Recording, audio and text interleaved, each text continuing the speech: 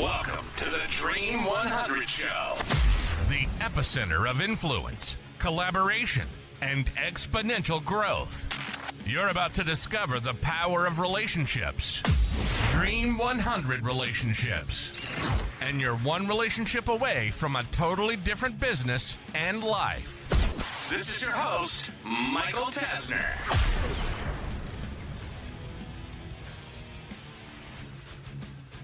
Hey there, and welcome to this week's edition of the Dream 100 Show. I have a very special guest today.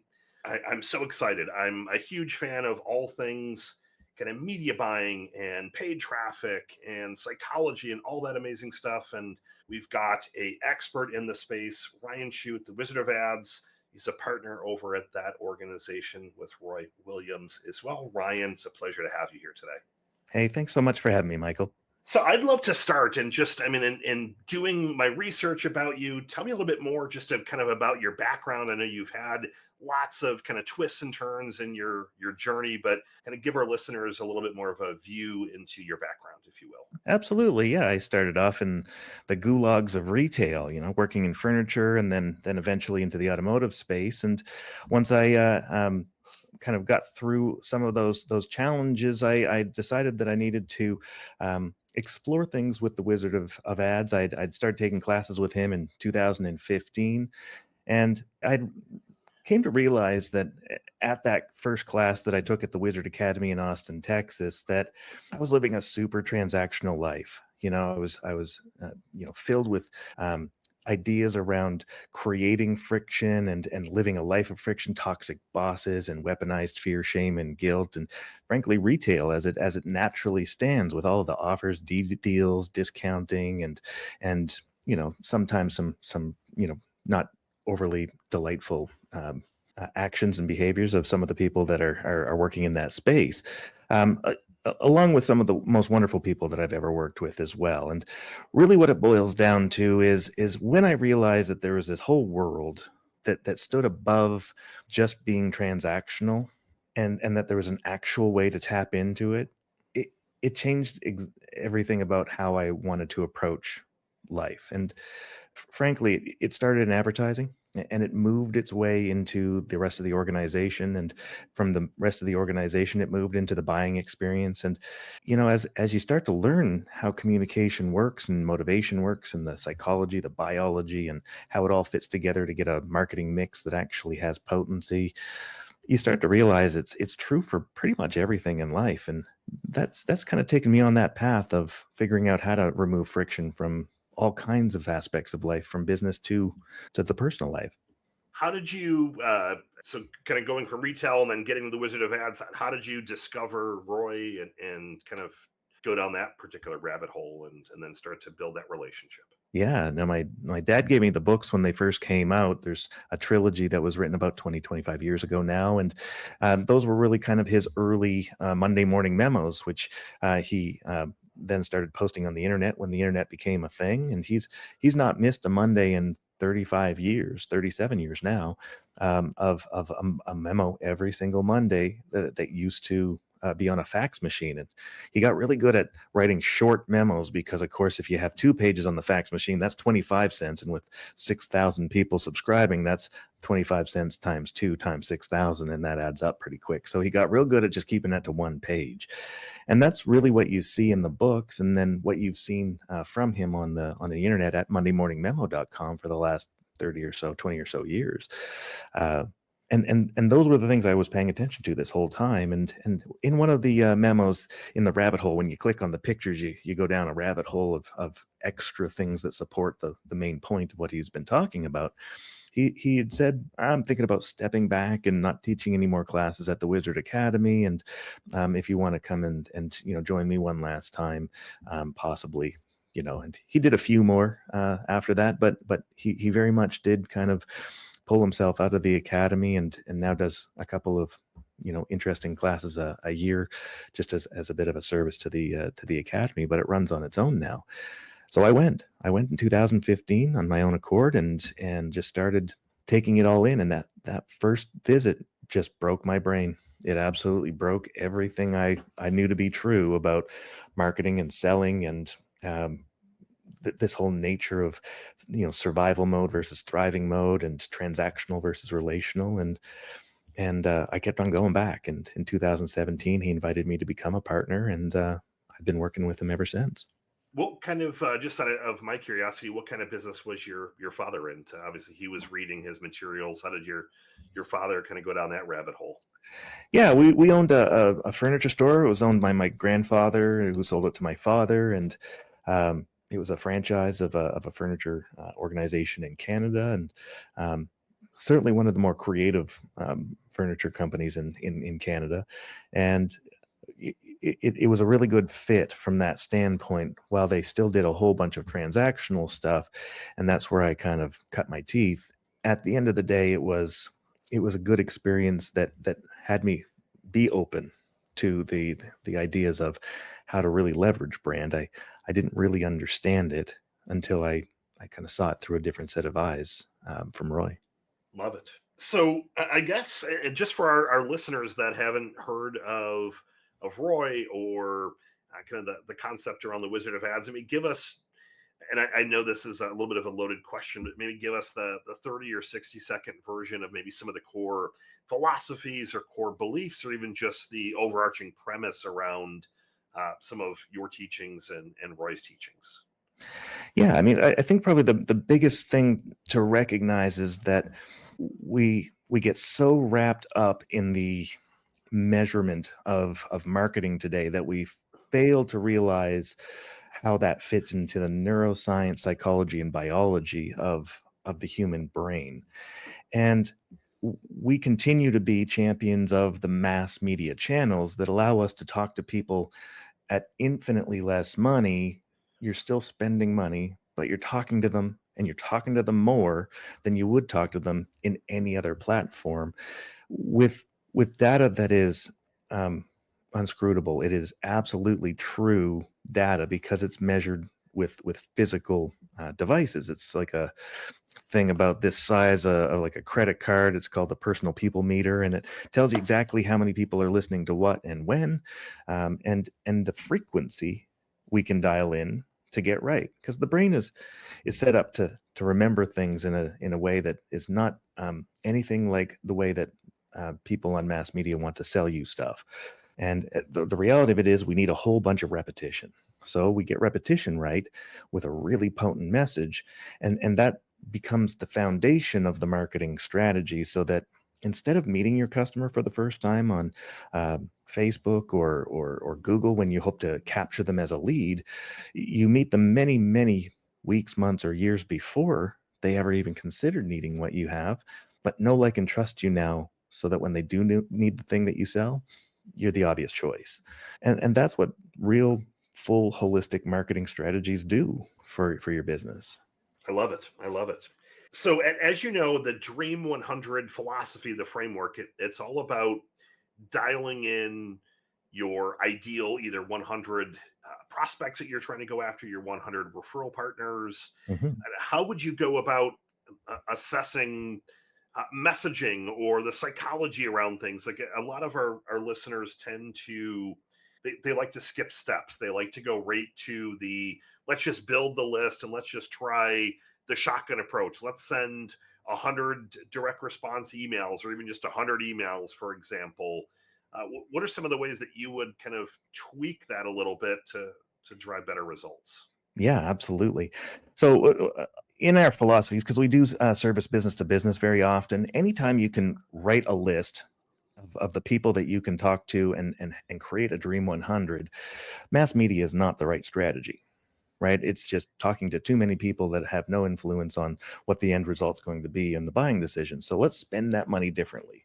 And the very first thing that we're going to consider is, how the heck do we get in front of the decision maker, not the gatekeeper? How do we get past the gatekeeper? And how are we going to do that where we're not just telling a story with something cute and clever, but we're building on something until such time as they, one, need what you have to sell, and two, their guy lets them down. Because almost everyone on your Dream 100 list is absolutely going to have a guy already, be it a national contract, be it a local guy, be it that guy that's been doing it forever. And that guy has to let them down even in the littlest way, you need to get yourself in there somehow, wedge yourself in through, a second chance, a second look, a review of something, a quick service, whatever that might be.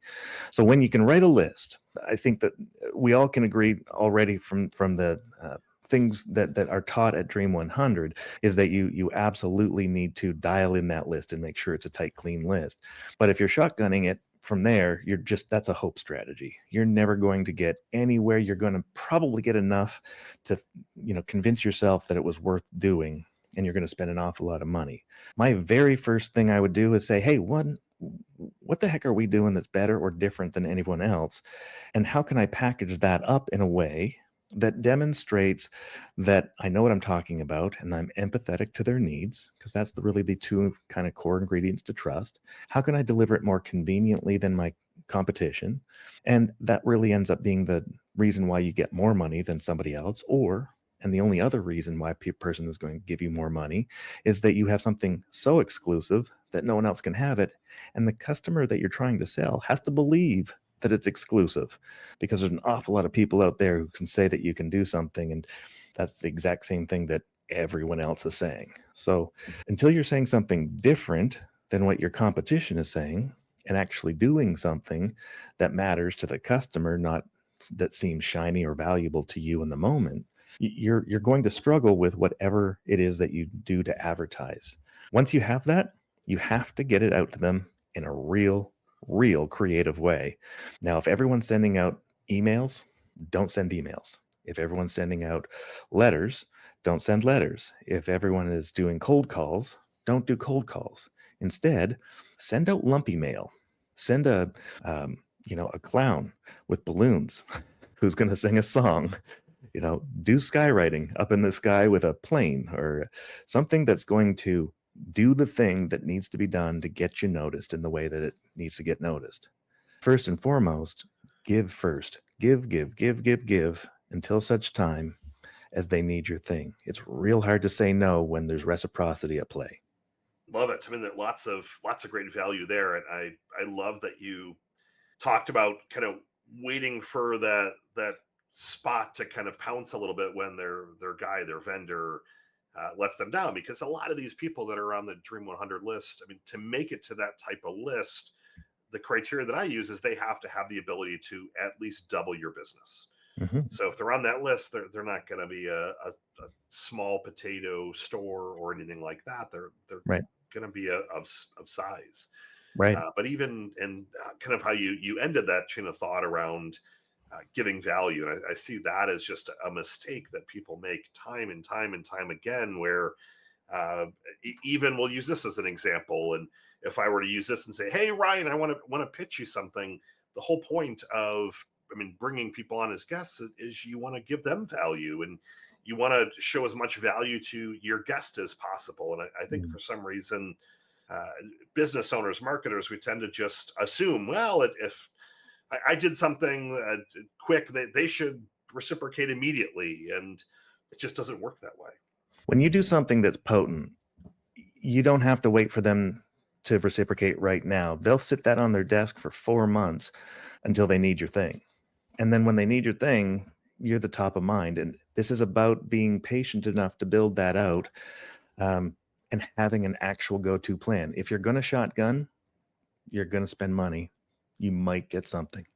So obviously your background, a lot of it is in the ad space. So I'd love to kind of pivot a little bit, and I don't want to ask, tell me your core philosophy to ads or anything like that, but maybe let's talk about some of the changes that you're seeing. I don't want to just say trends, but maybe just talk about some of the things that you're seeing that are working for your clients, your people that you're serving, that you're teaching, and maybe even a couple of things that you think our listeners need to make sure they're paying attention to.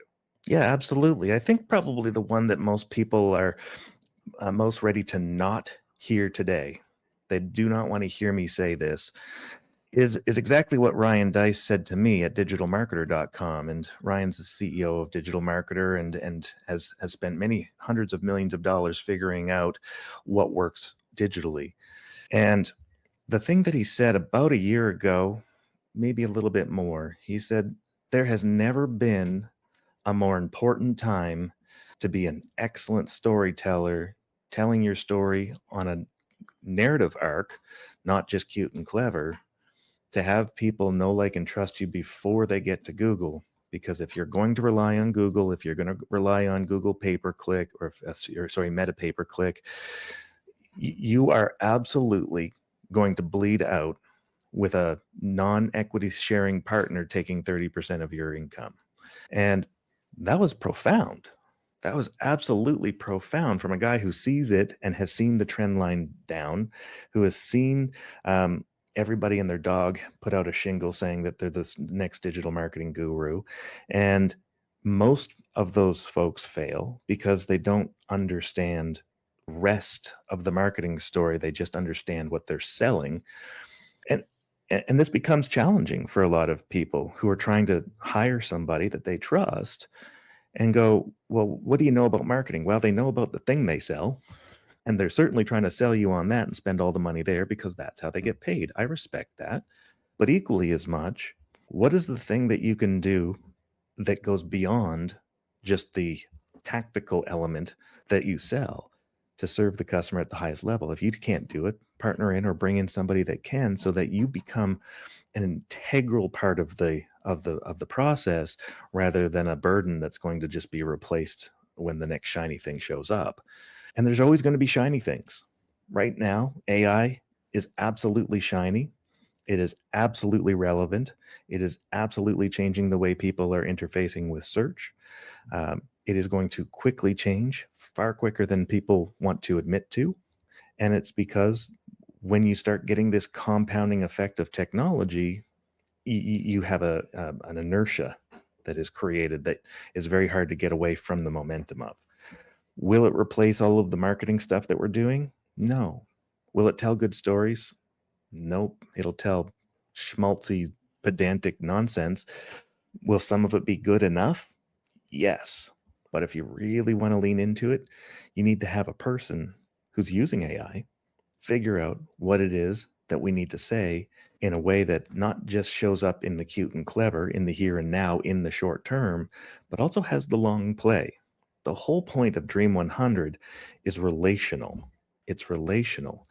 If you try to attack it from a transactional standpoint, you're already doing it wrong. And that's normal that you do. Very often it's normal because you're in survivor mode, right? You need money, you have no money, you need to make money. Well, what if we just got patient?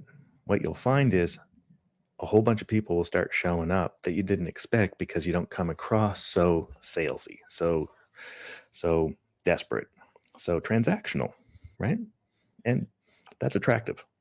How do we, going off of that last one, there's a lot of conversations that I end up having of this awkward dance of, let's say they're in home services, an industry that I know that you know very well, among many others.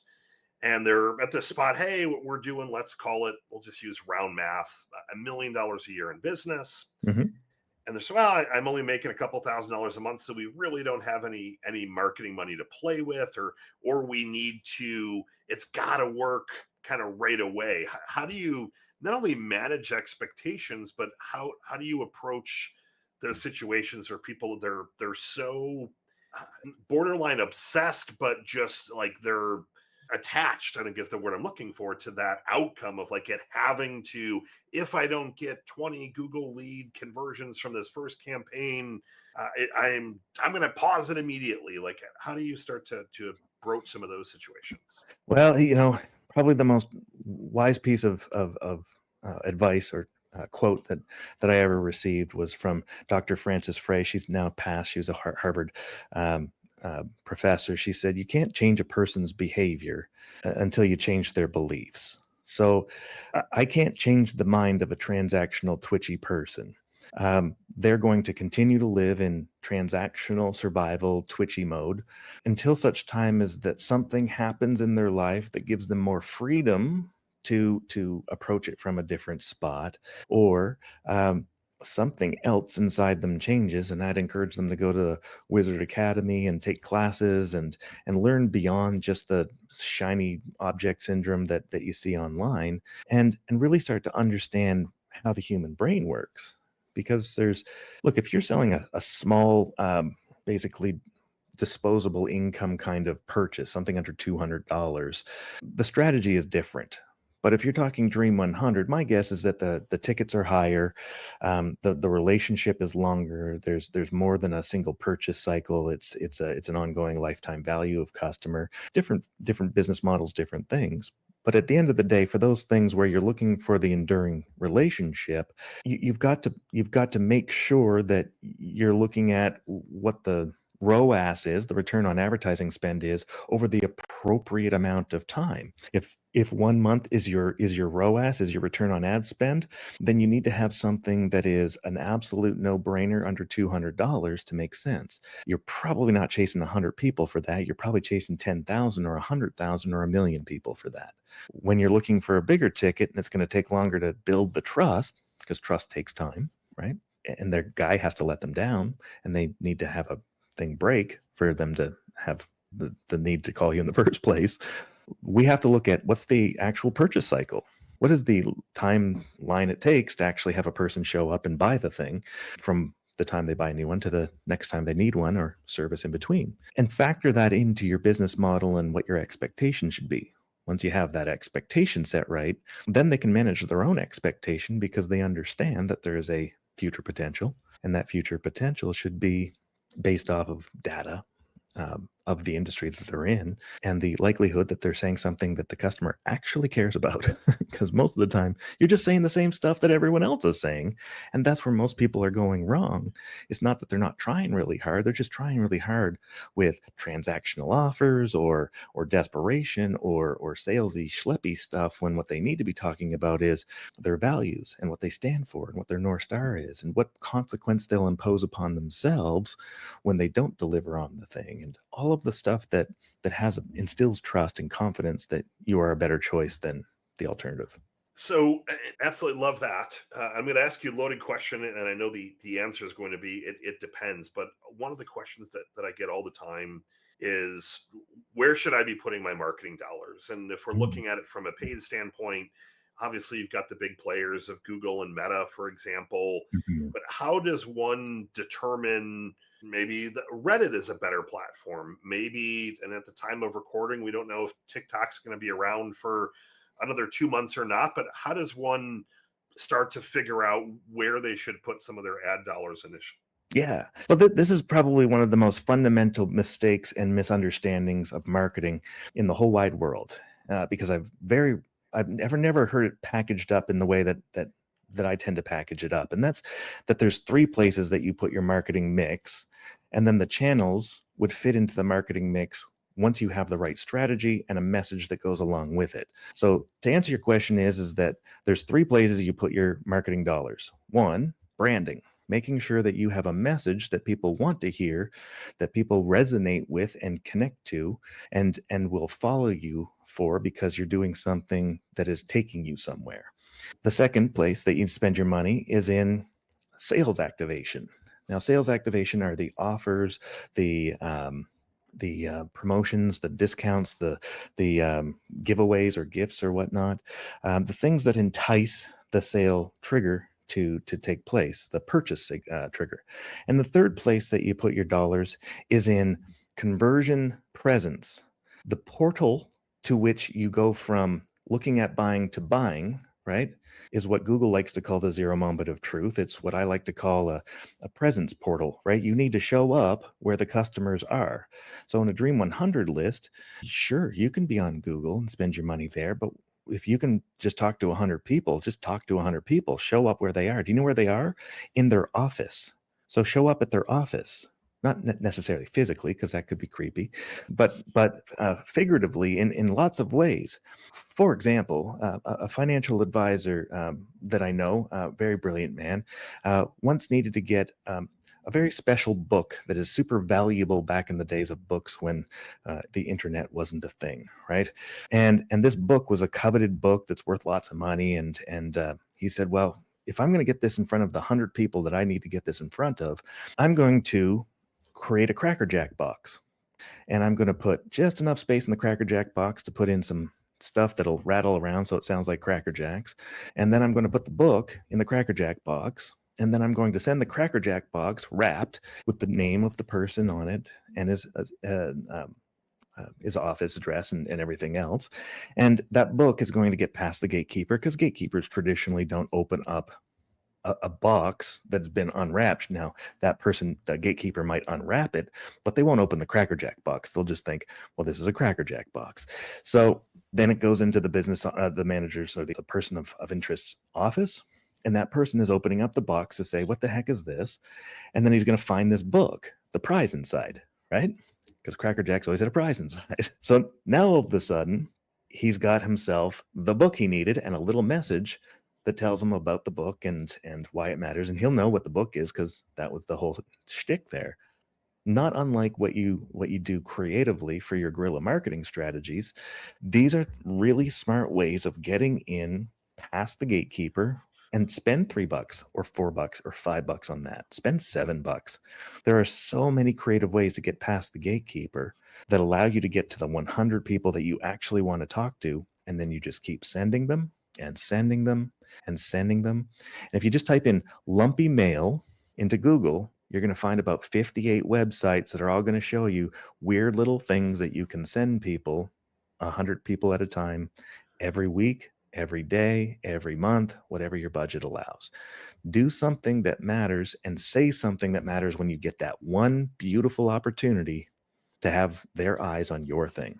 Love it. Lots of value there. And yeah, I actually haven't heard it described as you did in terms of the three places to put your advertising dollars. And too many people they only focus on the middle channel that you talked about, of just they just want the offer. They just want they boil over the branding aspect. And especially with a local business, brand is so important. And it is. I love the zero moment of truth stuff as well. My first book that I wrote, I don't know, 15 years ago was called Marketing in the Moment. Mm-hmm. Right before, I think, Google Zero Moment of Truth came out, but just all about that premise of meeting them and being where they are at, right, rather than just kind of all over the place. That's the difference between being in front of somebody who's going to go look, which represents less than 7% of any marketplace at any time, because they already have a guy and they already they don't feel that they have the need or not yet. Once they get into your universe, you have lots of marketing things that you can do. You can offer free PDFs and newsletters and all kinds of valuable give forward content that has them build trust in you being the solution until such time as they need your thing. But if they don't, the chances of them needing your thing when you're marketing to them is incredibly low. It's just incredibly low. And if you're spending an incredible amount of money in talking to that one person who needs to do your thing right now, because that's where everyone is so obsessed in. So when people zig, when your competitors zig, always zag. Be there, be present. But if you're present by brand, that's 10 times less cost at usually an 850 times return, right? Or an 8.5 multiple on your investment. Why? Because it's coming in cheaper and they're picking you instead of them picking from the 4,000 options that they have that all look like you and sound like you and smell like you and for all intents and purposes, from the customer's perspective, are you. Right? Why do I trust you over somebody else? Your Google reviews, how many you have, what the star rating is. If that's your measurement, you've already lost. So win the game before the game has even started by getting in front of them and manufacturing a relationship. And how do you do that? You have to say something that actually matters, right? Would you hang out with somebody that's boring, that says all the same things everyone else says? Would you have a relationship with somebody who's impetuously just sticking out their hand saying, give me money? Or, here, I'll give you this thing, just give me a little bit of money, right? All that's just gross, right? Don't be gross. That's a good strategy. I like it. Don't be gross. That's the hashtag of the day. Don't be gross. I like it. I know that you're obviously an avid reader, because obviously, even 10 plus years ago, going through everything from Roy Williams, and I'm sure you've read a lot of amazing books on marketing and direct response. Do you have a favorite book or two that you would suggest our listeners, and maybe one that isn't as well known as some of the other books that everyone tends to talk about? Yeah, no, absolutely. Two places that I just am absolutely delighted, and they were a bit of a surprising find. Are one is called The Molecule of More, and the other one is called The Moral Molecule, and they're both about two diametrically different molecules in our body. One dopamine, and the other oxytocin. Now, in going down many rabbit holes since then, those are the two kind of foundational pieces that really had me recognize the biology that drives our psychology. Now, yes, there is absolutely more to it than those two chemicals. No doubt, no question, no debate. But until you get the basics right, stop worrying about all of the distraction that comes from the peripheral, right? Oxytocin is the chemical that we generate when we have bonding and love, loyalty. These are where the 5-star reviews and the unsolicited referrals come from. These are the reasons why people stay with you, because you're able to manufacture the output of oxytocin. I am far more interested in getting my customers to feel oxytocin than I am wondering whether or not I got a lead conversion that's not even a lead because it didn't show up into one of my 4 hoppers as an actual lead. Dopamine is absolutely essential, but not durable, right? We all think that we're addicted to, different people are addicted to gambling or sex or drugs or women or whatever, right? All of these addictions are actually the addiction of dopamine, right? And dopamine is not about the happy feeling. Dopamine is the feeling that you get from anticipation of the happy feeling. So when we start to realize that when we have done something, it is now more predictable, therefore our anticipation is reduced, therefore our hit of dopamine is reduced. This is why dopamine is not durable as a strategy going forward when we're trying to persuade people, not just for the purchase, but for the ongoing relationship. We need to activate more oxytocin, and there's very strategic ways to do that in your business that you can bake into your operation and how you actually deliver your services. 2 books that I've never heard of that I'm adding to my list to go through. So appreciate I wouldn't even say off the beaten path books, but books that there's always the ones that everyone likes to, like I'm a big David Goggins fan, and his book is so well known, and motivational stuff is great. But I love, to your point, you've got to understand the fundamentals rather than just let's read a book on whatever the latest and greatest marketing strategy if you don't have the fundamentals down. Well, when we have that core, we can actually now, when you have the ingredients of better marketing, you can mix it just like a cake, right? You can mix it to be a more delicious marketing plan, right? It's something that people will lick the icing of, that'll drool over and desire, that we can create something from the individual components that make us more appealing. And that's what, I've spent the last 10 years really figuring out is how to get that recipe to be Michelin 3-star instead of Joe Diners down the street, which is certainly delightful, but not the same. Love it. Final question for you, and then I'm going to have you tell our listeners where they can go to learn more about you and Wizard Academy and all that great stuff. When I look at legacy, we can call it legacy, or how do you want to be remembered? So obviously all of our time here is finite, and then at some point we're not going to be here, but how do you want your legacy to be seen, and what do you want to be remembered for in this space? Probably the most wonderful thing that I ever heard was from Fred Rogers, Mr. Rogers, who said, when something bad happens, when you're dealing with the tough stuff, when the bullets are flying or the fire is going, look for the helpers.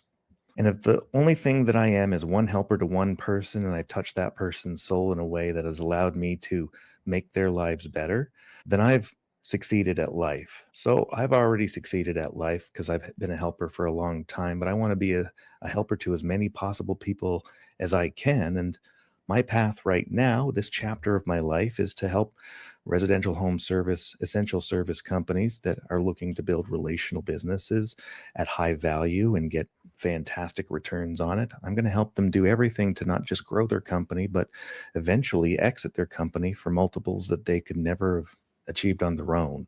And we have a very specific strategy and structure designed to do exactly that. Now, my greater good is that there's lots of industries that I don't service, but I have 80 partners that do, and I'm a matchmaker. My goal is to match people up with the right solutions and the right people on our end to help them do the things that we talk about when it comes to advertising and marketing mixes and all of the things to help grow their businesses profitably. So it's the legacy piece that I'll live. I'll be a Wizard of Ads partner for the rest of my life, and through my infrastructure that I've set up around that, I'll be able to serve contractors in my world directly and indirectly with anybody who's looking to grow their business and has a great disposition through my Wizard of Ads partner group.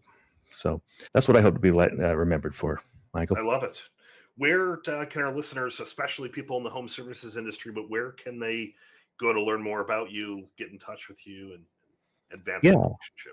I encourage anyone who wants to just talk about their business or figure out what their play is to visit me at ryanchute.com.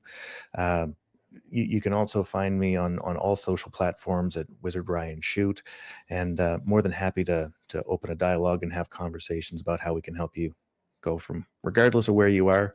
We're not worried about working with big companies. We'll work with big and small. We'll take them all as long as they have the right attitude and they're pointing in the right direction. Ryan, it's been an absolute pleasure. Appreciate you coming on the Dream 100 show. Have a fantastic rest of your day. Thank you so much, Michael.